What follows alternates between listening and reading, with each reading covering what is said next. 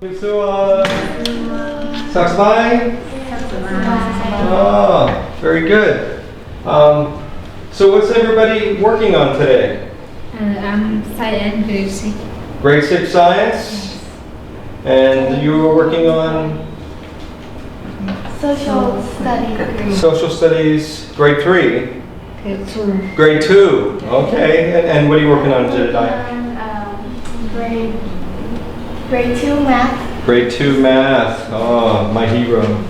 Banya? I'm working on social studies grade 4. Social studies. So this is, not everybody's here today. We're missing Sian Hui, Sri Nut, and Satai, and Selah. So we're missing some of the team today, huh? Yeah. Okay. What's Jana teach today? Yeah. Rapsua. What is Jenna teaching? She teaches math grade 2. She's teaching math grade 2. This is Boon Lee. He's mainly our editor, but he's standing in on camera. And our filmer, our videograph, she's always behind the camera. This is Sri Nick. She's one of the young ladies that stay with us also for high school. So, welcome to our studio for the Pathways program. This is actually Sri Nut and Jedediah's church, which is the Sisipon City Church, the very first church building built in Sisipon. This is the first one that wasn't a home church that was built many years ago. And they have graciously allowed us to use one of their spaces to set up this studio so that we could work far away from the road, no noisy motos, no trucks, and no chikai, dogs and cats that are so noisy. So, but this is our studio, and this is what we're developing is our Pathway program, and that's what this video is about. It's to introduce you to our Pathway program and what we hope to accomplish with it, with the favor of God and His heart for Cambodia, to restore the broken places and rebuild the streets to dwell in, as it says in Isaiah 58 verse 12.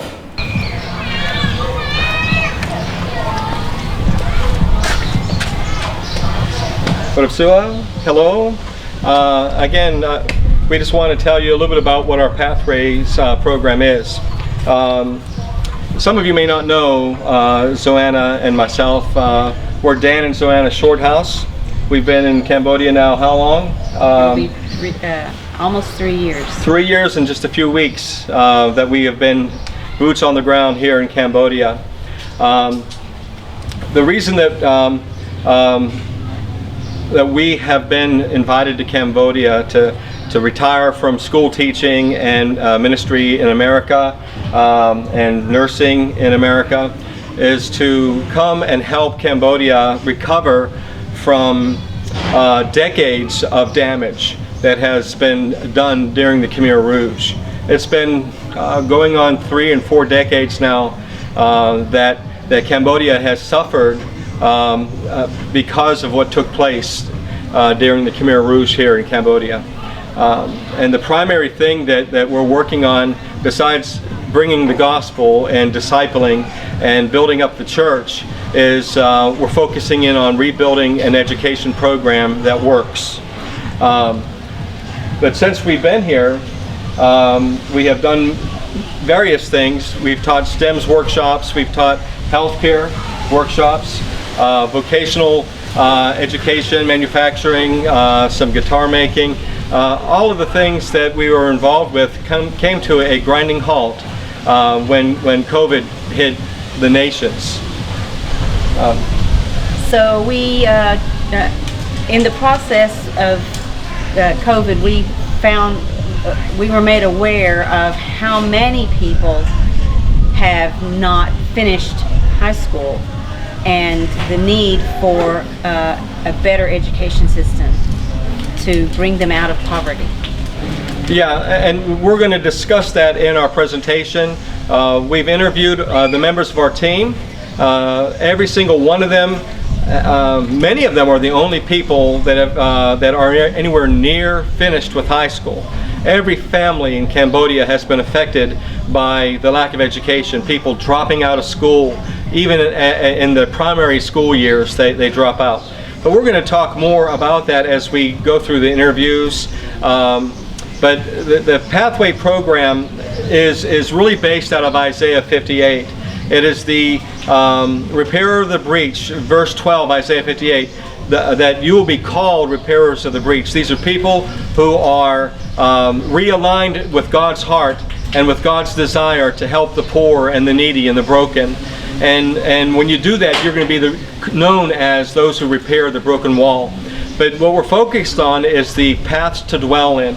That word dwell means that is to live in safety, to do justice, to proclaim justice. It even means to marry. So basically that dwell means the place where society does life. And that's what the word dwell means. It's where society is. And education is one of those 7 mountains. And so this Pathway program is going to help restore and rebuild a good society with stronger education. And it's going to be done online. It's going to be done using distance learning, so that the people who have stopped walking the path of education could get back on that pathway, and they could reclaim an educated society, and that it will be passed on from one generation to the next.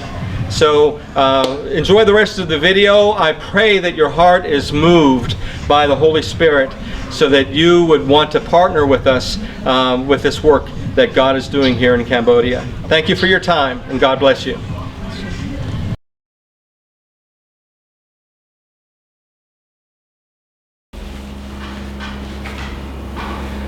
Hi, I'm Dan Shorthouse. And I'm Zoanna Shorthouse. We've been missionaries here in Cambodia since 2018. We actually came for the first time in April of 2018, but we moved here in July of 2018. A lot of people have asked, why Cambodia? Yeah, why to come to Cambodia? And really, the only answer we could give is that we have committed ourselves to always pursue and follow what is on God's heart. So we try to find out where His favor is and where His heart leads us. And at the time when we were going into full-time ministry, it was apparent to us that His heart was strong toward coming to Cambodia and helping the people here. Yes, and because of this commitment, we've seen a lot of miraculous things happen. Yeah. Our first year here, we helped host concerts in the CPAC buildings. And during a 5-day period, we saw at least 700 high school students and some adults, teachers, and community members open their hearts up to Jesus. In a 5-day period, over 700 people open their hearts up to the Lord. We've seen Jesus heal people. A couple of examples: there was a 6-year-old who was healed of head trauma injury, and a 2-week-old infant who was healed. She was on the brink of death, and she was completely healed. We've also worked very closely with the local church, emphasizing our place in the kingdom of God, and that we could boldly come into the presence of God, strengthen them in their identity, but also teaching them how to pray with strong boldness and declarations and proclamations. And we've seen when they do that, answers to prayer in impossible situations. They see God intervene time and time again. We've actually have grown a reputation as being people who God answers our prayers. But it's actually us teaching them how to pray, and then God answers their prayers as well. We have seen things that have happened in the community that have turned the community around to where it actually started a new church there. Yeah. One church there that is that is new. It has about 50, 60 members, and at least 40 of them are children. Yeah, that's in the church plant, and that just goes to show us how hungry the people of Cambodia, the Khmer children, are to receive the gospel. The one situation that you were mentioning is there was a group of community people that wanted to confiscate the land of one of our friends and elders at one of the churches. And then through prayer and interceding, not only did they keep their land and win the court case, but they actually, the land was actually improved and increased in value, so which is unheard of. Usually when somebody wants a poor family's land, the poor family loses the land. But here, not only was the land kept in the family, but it was improved and the value of the land was increased. And this was a profound example and really impacted the people in the church that God answers prayer. Yes. And so then, but then the coronavirus came, and it has affected Cambodia. And the way that we have seen most profoundly has been people that we have met who they just could not find work. And these are people, most of them under the age of 35. And the main reason, that a common thread, is their lack of education. Well, it seemed like during that time period, after the virus just started, Zoanna and I became very involved in the community, helping people, getting food to people, even trying to find some income for people, having them help us. But we became extremely, it seems like one day after the other, we're meeting one family and another family and another family, or this individual or that young person. Just divine encounters, divine appointments. And the stories were consistent, that they could not find the work. They were all people who have dropped out of school. Now we were... Some young ladies that we met never even attended first grade. Never attended first grade. And one lady that was working at the market, she was probably, I think she was 28 years old, but her English was so good, I thought she was pretty well educated. And I asked her, how did she learn English? Well, she has been working in Siem Reap at Angkor Wat Temple, and because of the tourists, she learned English very well. And I thought, well, maybe she has some university. I said, well, what grade did you finish in Saladian? What grade did you finish at school? And she says, grade 2. And she dropped out in grade 2, but yet became very proficient in English. And then her young son was there helping her in the store, and I asked, well, what grade is he in? Because he was about 8, 9 years old, and she said, no school, we're too poor. So what we started to see is a cycle of poverty produced by people who stop sending their children to school because they need that help at home to send them to work, even doing menial things. When they are only making a couple dollars a day, the cost of them to go to school, to pay for the uniform, to pay for the books, to pay to park their bike, to pay to take the tests. Even in primary school, they have to pay a weekly fee for the paper to do all the worksheets. This cost then is, to us, seems so small, but to the poor Cambodian family is huge. And it is enough to make them decide, it's better for me to keep my son or my daughter home and have them help me work and get paid a few cents an hour than it is for me to send them away and then take away from the one little bit of income that I have. And we see this in all of our families that we have been dealing with. Yes. So we have, as this has been a constant thread in the young people that we have met, and these young adults who are now, they have children who should be in primary school, but they are not, and so it's become a vicious cycle. And so we started praying, where's your heart in this, Father? Because God always has an answer for our problems. And so we were in prayer over this for many weeks. Months. Yes. Yeah. Last summer. This is maybe August after the coronavirus shut down in April of 2019. And the reason is that we started finding so many people that just simply had no food, they had no job, and we're helping them, and we're talking to them about their story. And one family in particular is 3 sisters, and they're all working in Papet, which is about 45 minutes from here.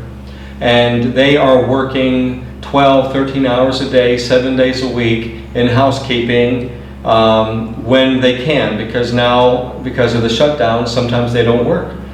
But at the end of the month, because they are sending such an amount to their mother to help support their family in another province, they don't have food. The last week of the month, they don't eat. They don't have food to eat. And I began talking to the younger, the oldest is 34, and she dropped out in grade 4. The middle sister's 29, and she dropped out in grade 7 or grade 8. Now, both of them have children that are also at risk of not going into school because they don't have the money to send them to school, even primary school. Now, the youngest sister is 22, and she dropped out in grade 10.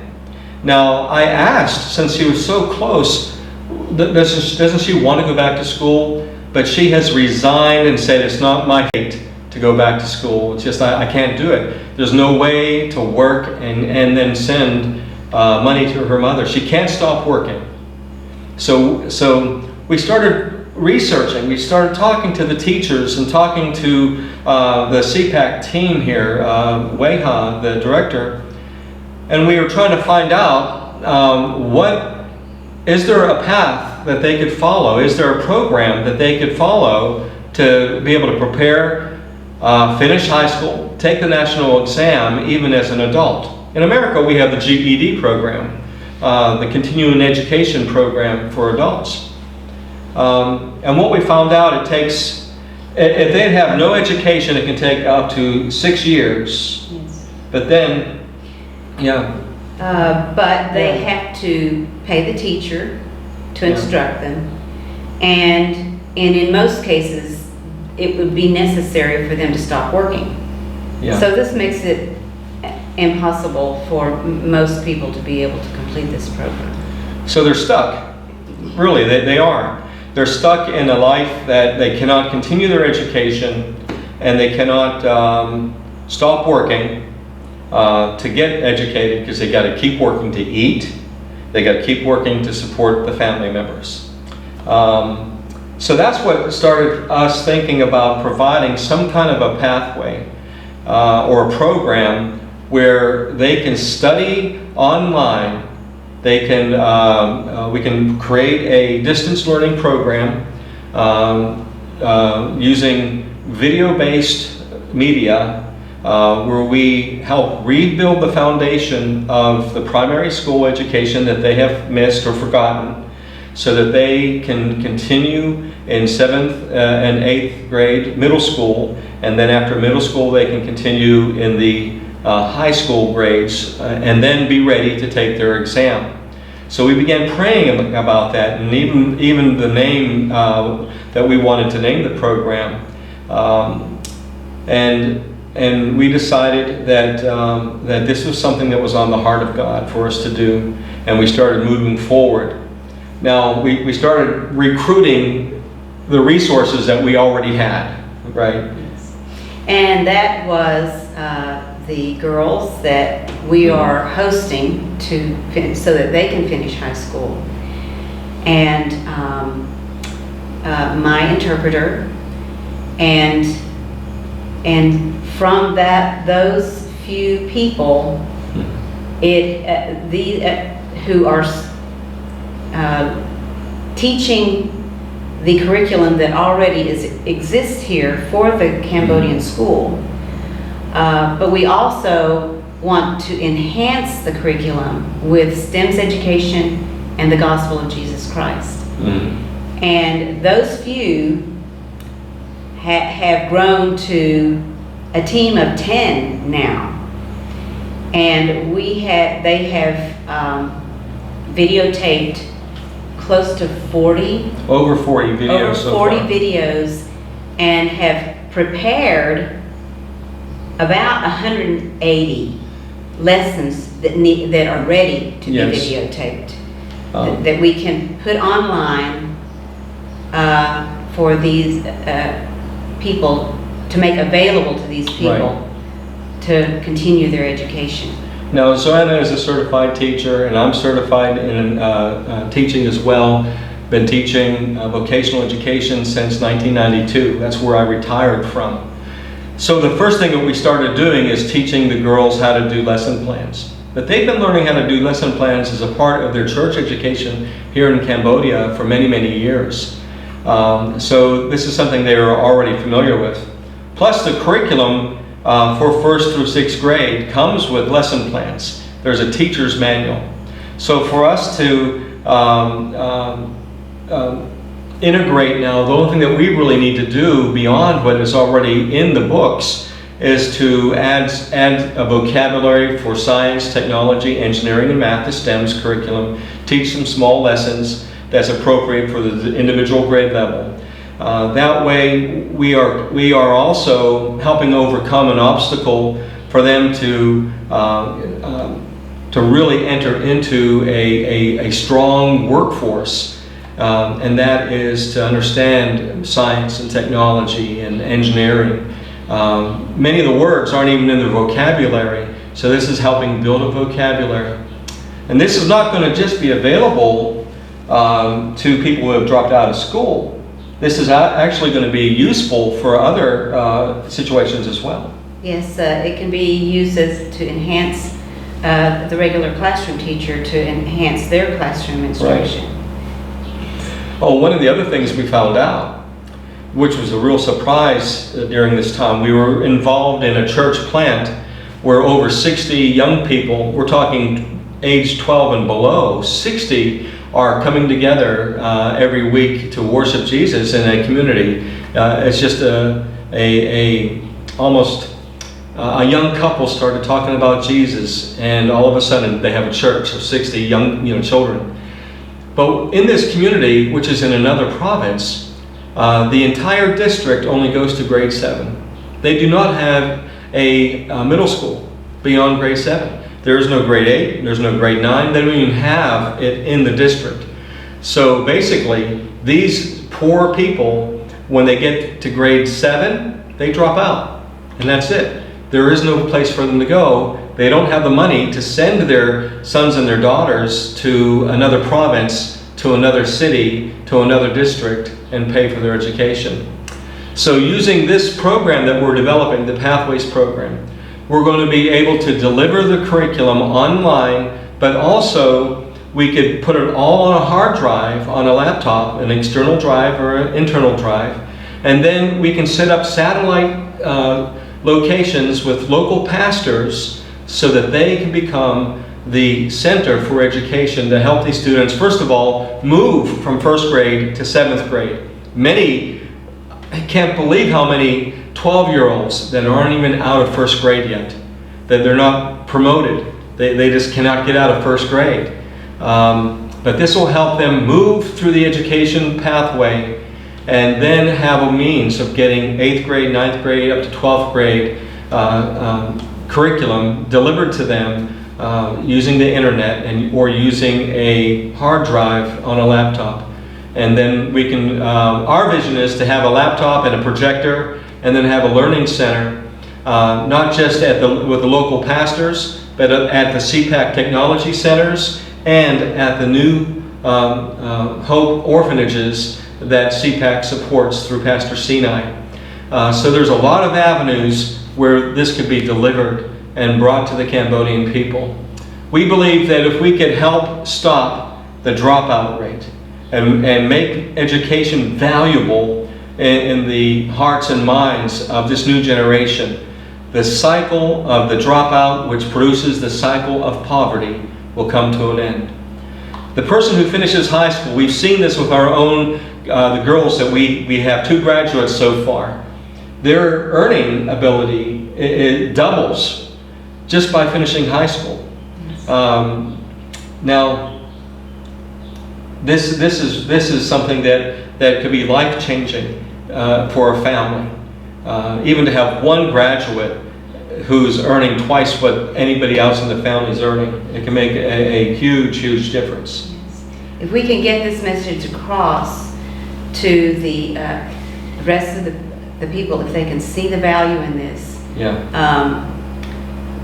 it will change their lives, and it will more than make up for the time that they spend to learn through this program.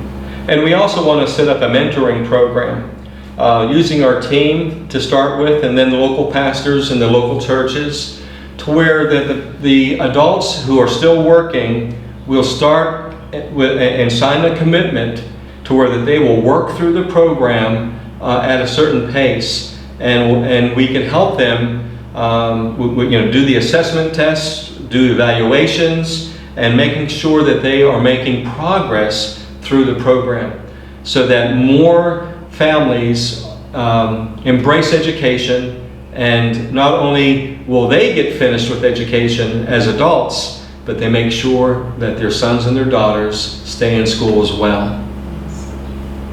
So we